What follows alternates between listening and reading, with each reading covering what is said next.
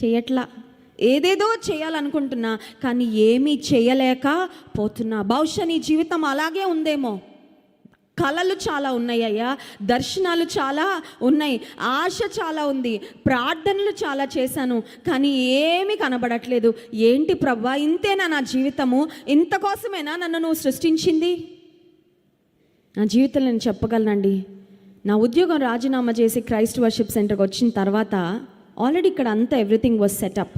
City సెంటర్లో prayer tower ఉండేది అప్పుడు. ఇప్పుడు ఇక్కడికి బుక్ స్టాల్ మూవ్ అయిన తర్వాత అది క్లోజ్ చేసాం, మీలో చాలామందికి తెలుసు. ఆ ప్రేయర్ టవర్లో నువ్వు బైబిల్ స్టడీ నడిపించని చెప్పారు. నీకు కావాలి అవకాశం వాడబడ్డానికి వెళ్ళు.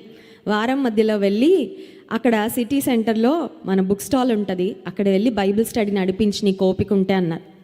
నేను వెళ్తానండి ఖచ్చితంగా అని అక్కడ నడిపించేదాన్ని. అక్కడ అందరు ఎవరు వచ్చేవాళ్ళు అంటే బ్యాంక్ కోచింగ్ స్టూడెంట్స్.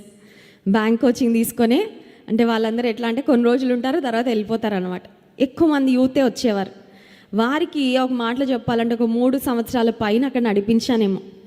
అయినా నా మనసులో ఇంతేనా ప్రవ్వా, ఈ 60 మంది, ఈ 40 మంది, ఇంతేనా 100 మంది అంటే? ఒక మాటలో చెప్పాలంటే సంఖ్యాపరంగా చూసుకుంటే నాలో దేవుడు పెట్టిన భారానికి నేను చేస్తున్న పనికి చాలా పెద్ద గ్యాప్ ఉందండి. అంటే మీరు బహుశా ఈరోజు చూస్తున్నారు నేను దేవుని కొరకు వాడబడుతున్న విధానం, కానీ ఆ రోజు కూడా ఇదే మనిషిని, ఆ రోజు కూడా ఇదే ఆశ, ఆ రోజు కూడా ఇదే భారం, ఆ రోజు కూడా ఇదే తాపత్రయం. కానీ దేవుడు వెయిట్, నా సమయం వచ్చే వరకు నువ్వు నమ్మకంగా ఉండంతే అని ఒకానొక సమయం వచ్చేసరికి my hands are full now. దేవునికి స్తోత్రం, హల్లెలూయా. చేతులు నిండా పనిచ్చాడండి.